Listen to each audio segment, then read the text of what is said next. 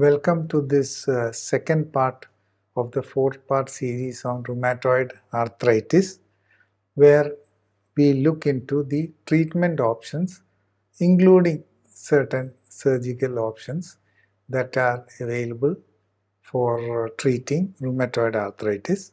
And also we look at what are the roles of different medications with respect to treatment of rheumatoid arthritis, and what are the challenges faced by both patients and the healthcare providers in treating rheumatoid arthritis. To begin with, the first question to Dr. Jolie Thomson is, what are the most common treatment options for rheumatoid arthritis? In rheumatoid arthritis, the first line of management comes as NSAID, that is painkillers, general non-steroidal anti-inflammatory drugs. But for the rheumatoid arthritis, it may not be sufficient because the patient, and also it cannot be given for a long time.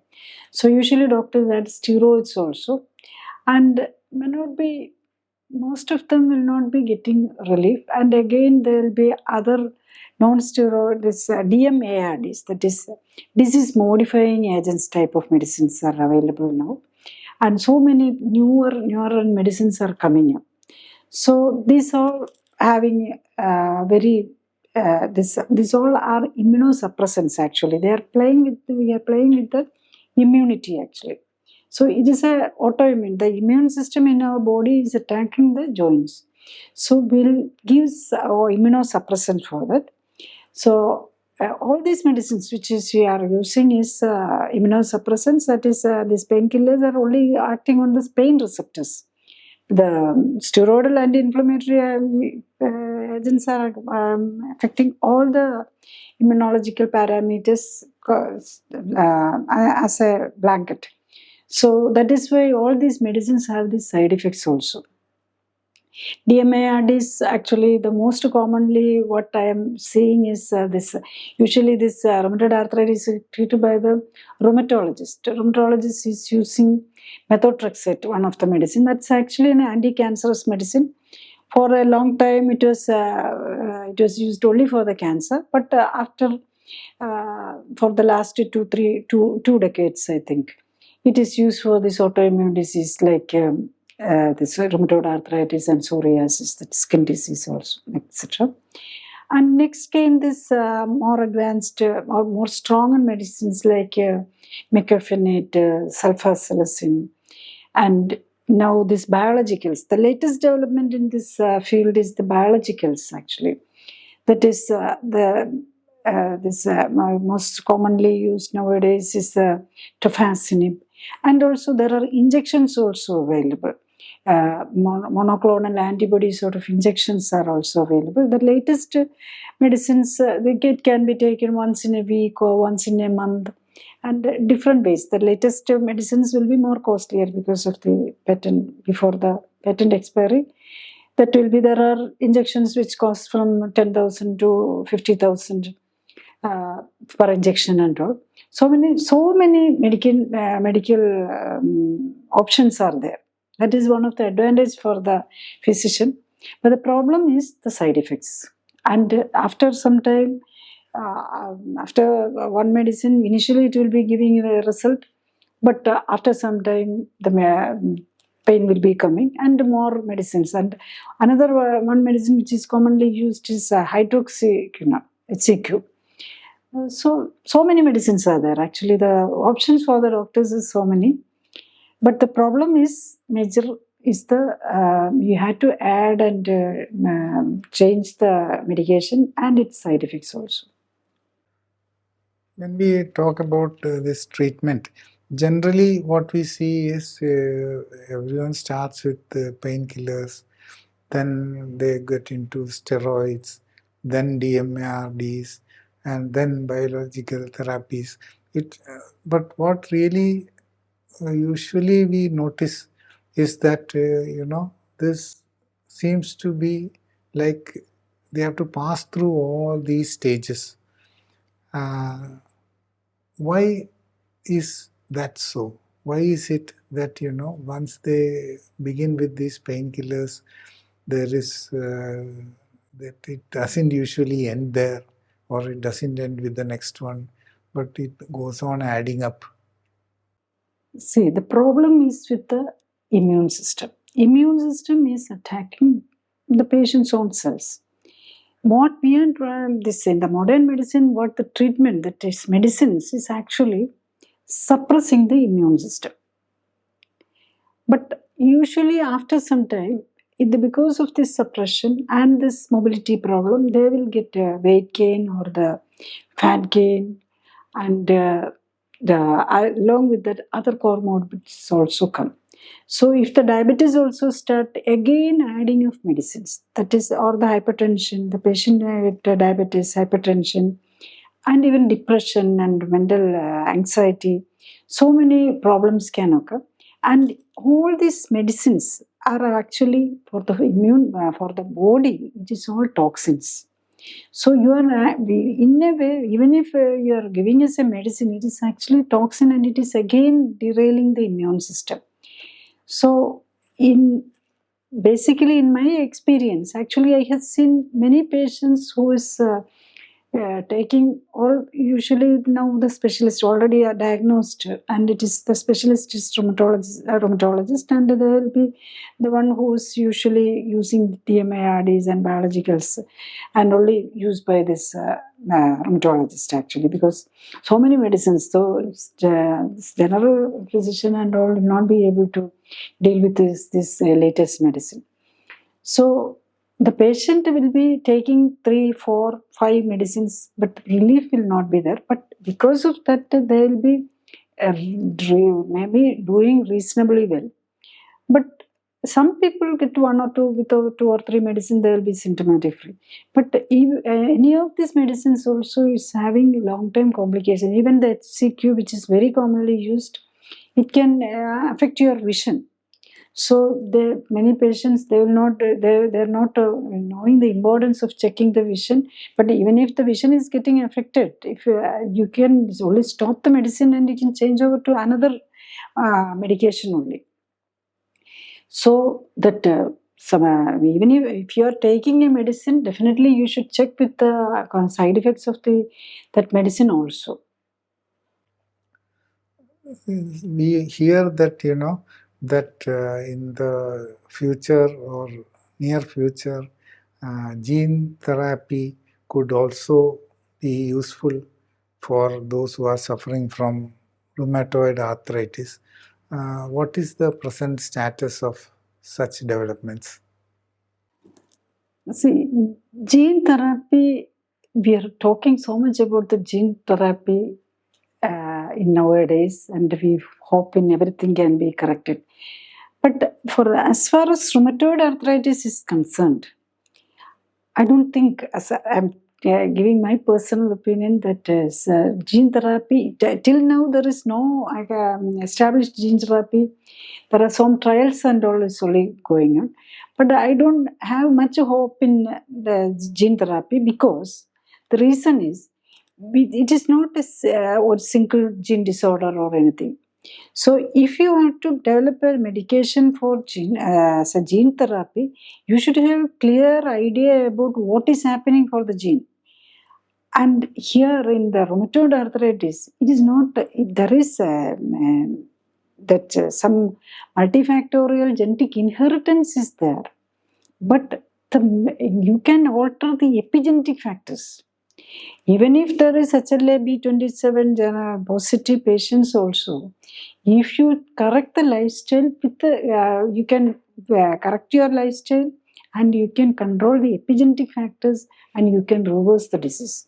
So there is not, you don't have to go for, with my experience, I didn't get, if you are, the patient is willing to get a lifestyle correction and willing for the lifestyle correction, do basic exercises and do a healthy diet, then you can come out of all this medication. So we had to focus on the epigenetic factors rather than going for the gene therapy, definitely the therapy's development will be definitely good, but I don't think there is no effective gene therapy currently available. And maybe in the future we can't say the science, the developments can be there, but in the genes, if it is a gene therapy is done, you are actually introducing a vector that is a part of the virus also inside to carry the gene also. So the can go wrong in many ways, and the side effects also you cannot predict within a reasonable time. The side effects can come even after 20 years or 30 years also. So manipulating the genes is not a very good idea, but for especially for this, because we can easily manipulate the epigenetic factors that is sufficient for this rheumatoid arthritis. Actually, the epigenetic factors are more easier to manage from the patient's point of view and for general treatment point of view. So that should be given the first priority, and then other options in the future are welcome.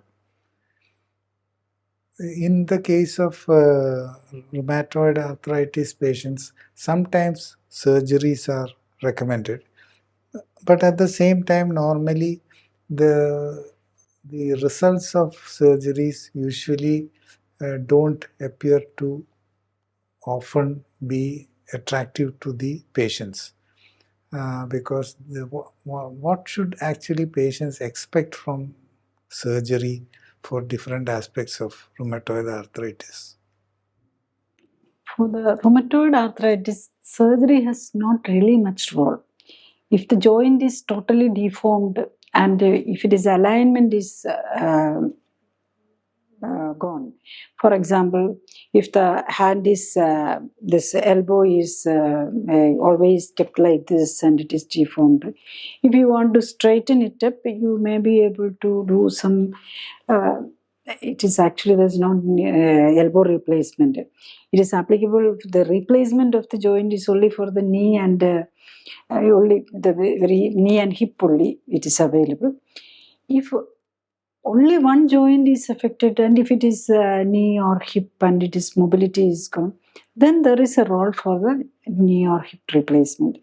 Not much any other, no, there is not much effective replacement therapies or replacement surgeries for other joints. Then some if the joint is too much of damage, there is fixing, because to relieve the pain, fixing the joint is there. And some deformity, if it is deformed in a particular way, the surgeon may be able to correct that alignment or the ankle or something like that.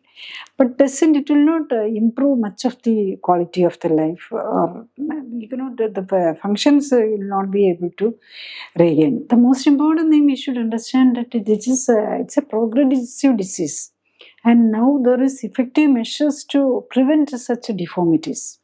So if you are doubting the rheumatoid arthritis, you should check it and find out and start immediately. There are people who are very worried about taking medicine because medicine is having side effects.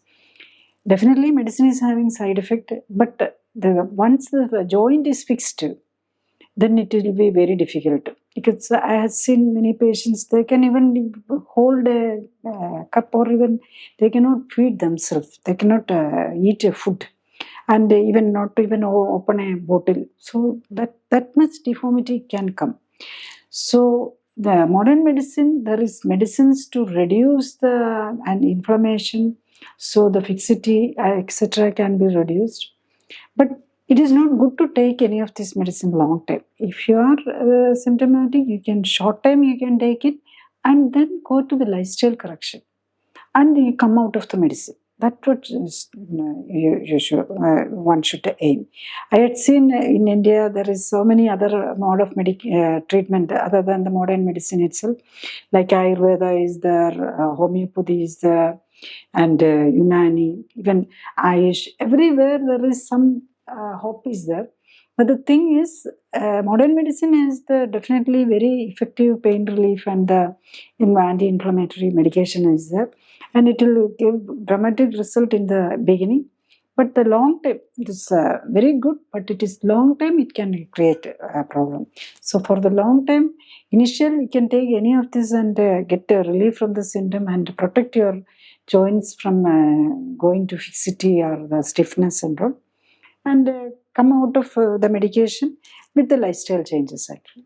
That will be the ideal way of managing rheumatoid arthritis. Actually, when we are talking about rheumatoid arthritis and treatment and the patients generally, not only they have this pain problem, but then they also have some issues related to mental acceptability of this problem, and also they have a fatigue problem which is also chronic in nature.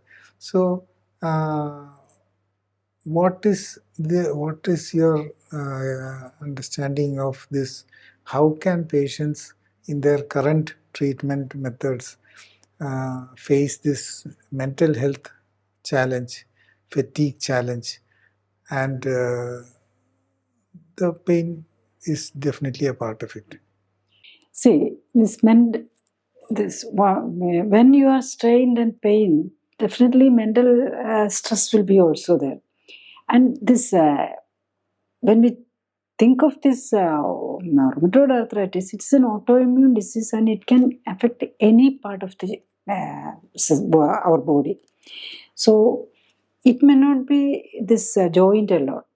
This definitely muscle is a part of the joint, so muscle will be get affected. So the myositis also will be there. That is the one of the reason for this fatigue. And because all the muscles will be weak and naturally when you kept because of the pain you keep it idle, that muscle will be wasted away. And when you are wasting away the muscle, that bone also will be wasted away. That osteoporosis also comes. And it is not only a joint problem, it is actually a connective tissue disorder. It's a broad diagnosis is actually rheumatism. Rheumatism means it is a connective tissue disorder. Connective tissue, the cells are connected. Actually, for this connecting, there is a certain type of protein, collagen, elastin, and all this. And actually, this collagen is getting affected in this. In rheumatism, it is collagen vascular disease. It is called. This collagen is a main part of our blood, this blood vessels and also the heart. So these blood vessels, when it is affected, it's naturally that your circulation will be affecting to any part of the body, and even the brain also having these blood vessels. So when the brain is affected, your anxiety, depression, everything, and that can be one of the reason for this patients experiencing this. It is not only because of the stress and strain, the disease is affecting your brain also. That is the reason actually. I had seen even patients with the uveitis and also even corneal ulceration. And many will be already, if they are taken so many years of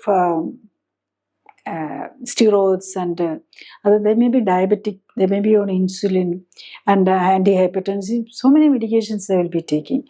And the positive thing is actually I had seen a patient she was planning for a corneal transplant because she's having a corneal ulcer and uveitis. Not only the cornea, the eye is affected. For the many years she's using 3-4 years she's using the steroid drops also along with this arthritis problem, and she had diabetes, was on insulin and all. So actually after my method of treatment is clinically supported lifestyle correction, and in that actually she was able to come out of the diabetes and also this corneal ulcer operation for which she was planning for a corneal transplant. It was not needed. Actually it was cleared. Actually there was deposits in the anterior chamber and all, it was all gone. So that is the positive thing. So if you are willing to correct and if you find out what is the problem with your specific genetic genetic factors and epigenetic factors which is acting with the lifestyle factors, and identify that and correct it, and you can come out of the problems. Actually, when we are talking about this rheumatoid arthritis, what we understand is when we are treating for joint pain and inflammation and joint stiffness, we are actually thinking only in terms of the joints or one part of rheumatoid arthritis, while this rheumatoid arthritis may be affecting so many other parts of our body, uh, so many other organs in the body. So, from the patient's point of view, it is very important to understand that treatment for rheumatoid arthritis cannot be done in isolation. It has to be done with a general outlook on the overall health of the person's different organs and cells. So that is a new thing as far as I am concerned, because I used to think very specifically that rheumatoid arthritis is a specific disease and requires specific rheumatoid arthritis oriented. Yes, actually, the rheumatoid arthritis patient, according to the studies also, or our literature also, around 25% of the patients can have other systems also affected. That is the most important. It's not the joint alone. Other system is affecting is very common with the autoimmune disease itself. And the next is other, because of the side effects and because of the limitation and the physical activity, they get metabolic syndrome like this diabetes, hypertension, heart disease. It's all very common. So, as far as patients are concerned, uh, when they diagnose rheumatoid arthritis and then they get into treatment and all that, uh, what what is the way that they can help getting better treated? Means, in what way can they prepare themselves to get better results for their treatment?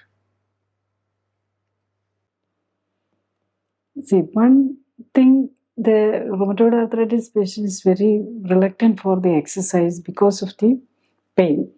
But if you are doing taking painkillers, along with that, you should do the exercise also. Because rheumatoid arthritis pain actually it is actual resting pain. After in the morning's stiffness or the pain is the most important. So you should remember that the basic exercise is needed, and also the food factors. You had to avoid all the toxins entering in your body. So, because if a patient who is taking, not having any disease or only minor, it is not taking any medicine, only some joint problems and all. If they do a healthy lifestyle, do some minimum, at least moderate exercise, and avoiding all the junk food and all, you will not progress with the disease. And also, if you have a family history, but if you're already on so many medication, and that means you don't know, you don't have very good idea about how to manage, what is a healthy lifestyle, what is a healthy exercise pattern, what are things you can eat. Such things you may need support from an expert in the lifestyle management also. The doctors who are managing the rheumatoid arthritis, they'll be more like a rheumatology, they'll be more focused on this medical management. But for this rheumatoid arthritis patient, definitely for getting the symptom to make you clinically stable with moderate activity, to go ahead with the other things for the doing clinically supported lifestyle correction also.